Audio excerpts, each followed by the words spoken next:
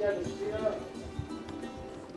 अपारंपरिक ऊर्जा क्षेत्राची एक पायाभूत सुविधा राष्ट्रार्पण होत असताना या कार्यक्रमाला मनापासून शुभेच्छा देण्यासाठी, या कार्यक्रमातून वाढलेल्या या नवनिर्मितीतून जो काही आनंद आपल्या सगळ्यांना झालाय तो आनंद व्यक्त करण्यासाठी म्हणून अतिशय मनोभावे या ठिकाणी उपस्थित राहिलेले वारणा परिवारातील सर्वच माझे सहकारी कार्यकर्ते,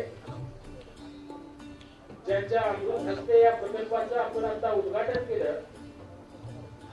खरं तर ज्यांनी पाटबंधारे मंत्री असताना या धरणांच्यावर फक्त पाण्यासाठी धरण करण्यापेक्षा या धरणातून आपल्याला अशा प्रकारची वीज निर्माण करता येईल का, आणि शासनानं बांधलेलं असं धरण खाजगी उद्योजकांना वीज निर्मितीसाठी वापरण्यास आपल्याला देता येईल का, या अनुषंगानं अतिशय महत्वाकांक्षी विचार मांडला आणि ही एक नवी पॉलिसी त्या ठिकाणी महाराष्ट्र सरकारची डिक्लेअर केली आणि ज्यातून फार मोठ्या प्रमाणात आज या पाटबंधारे प्रकल्पांच्या वीज निर्मितीचं हे नवं काम त्या ठिकाणी होऊ पाहतंय.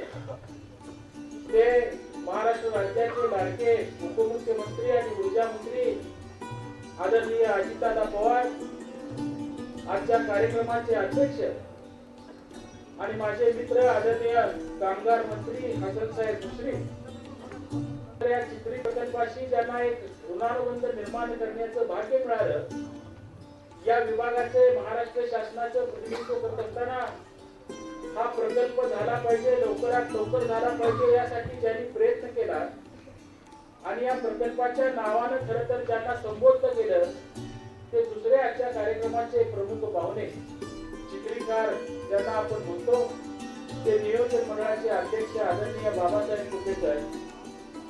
खरं तर आज हा कार्यक्रम संपन्न होत असताना कालच गगनबावड्यात आम्ही एकत्र असताना मी बंटी पाटलांना विनंती केली की तुम्ही या कार्यक्रमाला आलं पाहिजे आणि त्यांनी या विनंतीचा मान ठेवून जे आज आपल्या त्या कार्यक्रमाला व्यासपीठावर उपस्थित आहेत ते महाराष्ट्र राज्याचे दुसरे गृहराज्य मंत्री आणि विधिमंडळातले माझे सहकारी आदरणीय बंटी पाटील साहेब, या विभागाचं महाराष्ट्रात प्रतिनिधित्व करण्याची संधी ज्यांना आज मिळालेली आहे. या विभागातून महाराष्ट्राच्या विधानसभेत आमदार म्हणून काम करणारे दुसरे माझे विधिमंडळातले सहकारी आदरणीय के.पी. पाटील साहेब, कार्यक्रमाला खास आपल्या आग्रहावरून उपस्थित झालेल्या आदरणीय माने वहिनी, जिल्ह्याचे जिल्हाधिकारी, प्रामुख्याने पोलीस प्रमुख, त्यांच्याबरोबर उपस्थित असणारे एमएससीडीसीएलचे सगळे प्रमुख अधिकारी, या सगळ्यांचंच मी पहिल्यांदा वारणा परिवाराच्या वतीने या ठिकाणी मनापासूनच स्वागत करतो. खरं तर आज हे आगळं वेगळं काम करत असताना या संस्थेबद्दलच्या आणि या सगळ्या प्रवासाबद्दलच्या काही भावना आणि ज्या ज्या लोकांनी हा सगळा प्रवास यशस्वी करत असताना आपली मोलाची मदत केली त्या सगळ्यांच्या बद्दलची आठवण या व्यासपीठावर करणं हे खरं तर माझं काम आहे असं मी या ठिकाणी मानतो. मला प्रामुख्याने सांगितलं पाहिजे की 1997 साली नवशक्ती तात्यासाहेबांच्या नावानं वाढलेल्या या संस्थांच्या वतीनं म्हणून खरं तर हे नाव त्या ठिकाणी आम्ही कार्यकर्त्यांनी ठरवलं. अमेरिकेतून परत आल्यावर 1998 साली खरं तर ही संस्था रजिस्टर केली आणि ही संस्था रजिस्टर करत असताना खरं तर ही संस्था सभासदांची संस्था करण्यापेक्षा वारणा उद्योग आणि शिक्षण समूहातल्या ज्या संस्था आहेत त्या संस्थांची अपेक्ष संस्था करावी अशी एक नवी भूमिका मांडून प्रामुख्याने कारखाना, दूध संघ आणि आपल्या सगळ्याच छोट्या संस्थांची संस्था म्हणून या संस्थेचं त्यावेळेला रजिस्ट्रेशन झालं. काही कारणामुळे अनेक दिवस नेमकं याचं काम कसं पुढे न्यायचं, काय करायचं याच्या बाबतीत आम्ही मुंबईत गोंधळत होतो. विभागाने महाराष्ट्राच्या अपारंपरिक ऊर्जा विभागात काम करायची संधी आपल्या सगळ्यांच्या आशीर्वादातून मला मिळाली आणि त्याच वेळेला हे नवं धोरण महाराष्ट्र सरकारचं त्या ठिकाणी डिक्लेअर झालं आणि मग ह्या धोरणातून आपल्याला काही करता येईल का याचा विचार करत असताना कोल्हापूर जिल्ह्यातल्या ह्या 7-8 धरणांचं बद्दल टेंडर आपण पाटबंधारे विभागाकडे त्या ठिकाणी दाखल केलं. खरं तर हे प्रकल्प कसे असतात, कसे चालतात, कसे करायचे याची फिजिबिलिटी येणार का याच्याबद्दल अनेक प्रकारच्या शंका आम्हा कार्यकर्त्यांना त्या ठिकाणी होत्या. पण एक माहिती होतं की एकदा का हा प्रकल्प तयार झाला की या प्रकल्पाला पुन्हा कुठलाही खर्च लागत नाही. दरवर्षी पाऊस पडणार आहे, धरण भरणार आहे, धरणातलं पाणी इरिगेशनसाठी सोडलं जाणार आहे आणि ते पाणी जाता जाता आपल्याला ही वीज निर्माण करून देऊन जाणार आहे. आणि त्यामुळे दूरदृष्टीचा विचार करत असताना हे प्रकल्प निश्चितपणाने हिताचे ठरणार आहे. ही एक पक्की धारणा असल्यामुळे ह्या प्रकल्पात हात घालायचा निर्णय आपण त्या ठिकाणी घेतला. खरं तर मला सांगितलं पाहिजे, कोयना डिझाईन सेंटरचे अधिकारी असतील, आमचे DM कुलकर्णी, JM कुलकर्णीच्या सारखे या क्षेत्रात सरकारमध्ये काम करणारे अधिकारी असतील, या सगळ्याच मंडळींनी आम्हा मंडळींना यात मार्गदर्शन करायचा प्रयत्न केला. खरं तर महती इलेक्ट्रिकल्स ज्यांना हे काम दिलं त्याचे मालक सुजय शहा यांचा उल्लेख मला या ठिकाणी केला पाहिजे. खरं तर हा प्रकल्प सगळाच नवीन असल्यामुळे काय करायचं, कसं करायचं या बाबतीत त्यांनी अतिशय बरीचशी मोठी मोलाची माहिती आम्हा मंडळींना त्या ठिकाणी दिली. आणि मला वाटतंय 4.5 वर्षापूर्वी मी चव्हाण साहेब, दिनेश पाटील सर आणि सुजय शहा आम्ही चौघजण चायनामध्ये गेलो. चायनामधल्या टर्बाईनची चर्चा केली, युगोस्लाव्हियाच्या टर्बाईनची चर्चा केली, स्पेनच्या टर्बाईनची चर्चा केली आणि असं लक्षात आलं की चायनीज टर्बाईनची इफिशियन्सी 1% कमी जरी असली तर किमतीत मात्र फार मोठा फरक आहे. आणि हंझौ नावाच्या त्या शहरात प्रामुख्याने ज्या कंपनीने आपल्याला हे टर्बाईन दिले, हे टर्बाईन बघायसाठी त्या ठिकाणी गेलो. टर्बाईन बघितलं, प्रत्यक्ष चायनामध्ये अशा प्रकारचे चाललेले प्रकल्प त्या ठिकाणी बघितले आणि त्याच ठिकाणी त्या टर्बाईनची ऑर्डर आम्ही फायनल केली. मला दादांना या ठिकाणी सांगितलं पाहिजे की इतका उत्साह आम्हा मंडळींचा वाढला होता की चायनामध्ये आम्ही जे म्हणायचो की याला किती बांधकाम करायला लागते, ते बांधकाम आपण 6 महिन्यात संपवू आणि 6 महिन्यात बांधकाम संपल्यानंतर 6 महिन्यात प्रकल्प उभा करू. म्हणजे खरं चायनामध्ये जे आम्ही मंडळींनी स्वप्न बघितलं ते खरं तर 3 वर्षापूर्वी हा प्रकल्प पूर्णत्वाला न्यायचा, हे स्वप्न खरं तर त्यावेळेला आम्ही कार्यकर्त्यांनी त्या ठिकाणी बघितलं. परत आल्यानंतर कुठल्या बँकेचं आपण कर्ज घ्यावं, वित्तीय सहकार्य घ्यावं याचा विचार करत असताना स्टेट बँक ऑफ इंडियाच्या माध्यमातून हा प्रकल्प साकारायचा निर्णय घेतला. स्टेट बँक ऑफ इंडियाने आम्हाला तशा प्रकारची मंजुरी त्या ठिकाणी दिली. प्रामुख्यानं सिव्हिलच्या कामासाठी कोयना डिझाईन सर्कलकडनं जे डिझाईन आपण करून घेतलं आणि प्रामुख्याने मग लक्षात आलं की ज्या वेळेला या धरणाच्या समोर, धरणाच्या खालीपर्यंत जाऊन आपण खड्डा काढतो आणि त्यातनं हे काम वर आणावं लागतं आणि त्यावेळेला हे काम करताना काय काय करावं लागतं याचा खरं तर प्रत्यक्ष अनुभव आम्हा मंडळींना घेता आला. प्रचंड पावसाळा असल्यामुळे पावसाळ्यात कुठलंही काम करता येत नाही, त्यामुळे इच्छा असून सुद्धा पावसाळ्यात काम बंद ठेवावं लागतं.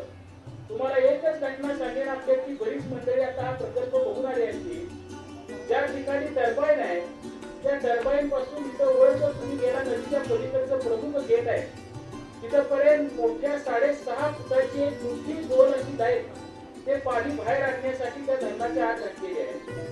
आता त्या पाईप मध्ये काही दगड पडलेत का, ती दगड पाण्याबरोबर होऊन टर्बाईनवर येतील का, टर्बाईनचं काही नुकसान करतील का, म्हणून ती दगड हुडकायसाठी म्हणून त्या अंधारातनं त्या पाईप मधून माणसं आत चालवत पाठवली. 200-250 मीटर पर्यंत माणसं कशी तरी चालत गेली. काही ठिकाणी छातीच्या वर पाणी गेलं, डोक्याच्या वर पाणी गेलं. पाण्यात काही साप आहेत का, जनावर आहेत का, कुणाला माहिती नाही. आणि प्रचंड पाण्याच्या प्रेशरने एक विचित्र असा मोठा आवाज त्या ठिकाणी यायचा. एकाही माणसाचं पुढे जायचं धाडस नाही. अशी अनेक जोखमीची कामं. खरं तर हा प्रकल्प आज दिसायला आपल्याला अतिशय सुंदर वाटतो.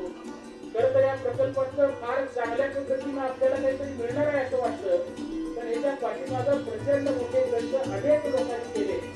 धाडसाने ही मंडळी जीवावर उदार होऊन एक काम या प्रकल्पाचं पूर्ण केलंय. असं जरी मी या प्रकल्पाच्या पूर्णत्वाचा इतिहास या ठिकाणी सांगायचा म्हटलं तर ते निश्चितपणानं चुकीचं ठरणार आहे. आणि म्हणून दादांनी तुम्हाला निश्चितपणानं सांगेल की खरं तर या प्रकल्पांच्यासाठी आपल्याला वाटतं की फार मोठा फायदा उद्योजकांना होणार आहे. दादांनी मला सांगितलं तुम्ही हिशोब करा, तासाला 2000 युनिट होणार, 24 तासाला 48,000 होणार.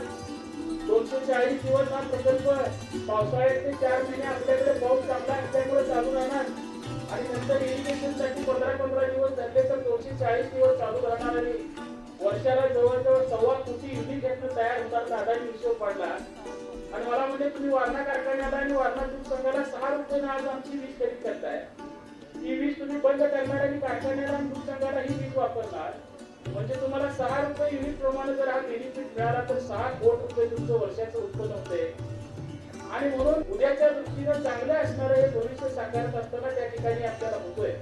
पण एक निश्चितपणाने मला सांगितलं पाहिजे की देशाच्या दृष्टीनं आणि समाजाच्या दृष्टीने फार मोठं पाऊल या ठिकाणी उचललं जात आहे. चंद्रपूरमध्ये वीज निर्माण व्हायची आणि आजऱ्यासारखं हे कोल्हापूर जिल्ह्यातलं शेवटचं गाव त्या ठिकाणी ती वीज येऊन पोहोचायची. प्रत्येक ठिकाणी सब स्टेशनच्या माध्यमातून त्या विजेचं व्होल्टेज वाढवलं जायचं, त्यात लॉसेस व्हायचे.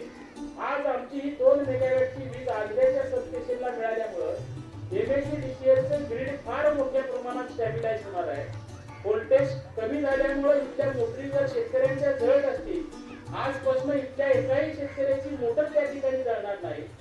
आणि एकूण जो काही लॉस होत होता त्या लॉस मधला एमएससीडीसीएलचा सुद्धा मोठ्या प्रमाणात लॉस वेगवेगळ्या ठिकाणी ही वीज ग्रीड मध्ये आल्यामुळं त्या ठिकाणी निश्चितपणाने कमी होणार आहे. आणि म्हणून या प्रकल्पांच्याकडे बघत असताना राज्य सरकारचं एक कायमचं मोठा सोर्स, कायम कधी उद्या एखादं युद्ध झालं, कुणी कोळसा आपल्याला द्यायचा बंद केला, कधी पेट्रोलियमचे पदार्थ बंद झाले, आणीबाणीच्या परिस्थितीत देशाला पुढे नेण्यासाठी देशाचं म्हणून जे काही इन्फ्रास्ट्रक्चर असतं असं एक आगळं वेगळं हे इन्फ्रास्ट्रक्चर ही पायाभूत सुविधा आज राष्ट्रार्पण होते असं जर मी म्हटलं तर ते चुकीचं ठरणार नाही. आणि म्हणून आपण निर्माण केलेली पॉलिसी निश्चितपणानं महाराष्ट्राला एका वेगळ्या दिशेने घेऊन जाईल हा विश्वास या कार्यक्रमाच्या निमित्ताने व्यक्त करतो. वारणा परिवाराच्या वतीनं मला स्वतःला हा प्रकल्प पूर्ण करायला वेळ झाला हे मी मगाशीच मान्य केलं, पण तरीही दादा मी अभिमानानं सांगेन की वारणे बरोबर कोल्हापूर जिल्ह्यातले जितके प्रकल्प काही खाजगी उद्योजकांनी घेतले, आज अनेक वेळेला बोललं जातं की खाजगी संस्था, कॉर्पोरेट संस्था या सहकारापेक्षा अधिक प्रभावीपणे काम करत आहेत. पण ह्या चिखली प्रकल्पाचं उद्घाटन करत असताना या व्यासपीठावर मी अभिमानानं सांगेन की कोल्हापूर जिल्ह्यातल्या ह्या पॉलिसीमध्ये जेवढ्या उद्योजकांनी प्रकल्प घेतले त्या सगळ्यांच्या अगोदर वीज निर्माण करणारा जर प्रकल्प कुठला असेल तर तो वारणेच्या सहकाराचा प्रकल्प आहे. आणि वारणेची ही सरकारातून अग्रेसर होण्याची ही भूमिका या माध्यमातून अशीच पुढे जात राहील ही भावना या प्रकल्पाच्या निमित्ताने मी या ठिकाणी व्यक्त करतो. आपण अतिशय मनापासून 2 मेगावॅटचा प्रकल्प हा छोटा प्रकल्प आपल्या दृष्टीनं, पण आपण मनापासून मला हा प्रकल्प बघायचा आहे आणि माहिती घेतली कशा पद्धतीनं यातून काही महाराष्ट्रात वेगळं करायचं आहे काय म्हणून आपण आलात आणि पहिल्यापासूनच्या शुभेच्छा आपण या प्रकल्पाच्या पाठीशी दिल्या, त्यामुळे ते काम उभं राहू शकलं. या कामातून निश्चितपणानं महाराष्ट्राला जलविद्युत प्रकल्पांच्या क्षेत्रातली नवी दिशा मिळेल आणि त्यातून महाराष्ट्राचं हे काम तितक्याच वेगाने पुढे जाईल ही अपेक्षा व्यक्त करतो. सर्वच मान्यवरांनी जी उपस्थिती आम्हाला दिली, शुभेच्छा दिल्या त्याबद्दल सगळ्यांचेच मनपूर्वक ऋण व्यक्त करतो आणि मी माझे 2 शब्द संपवतो. धन्यवाद.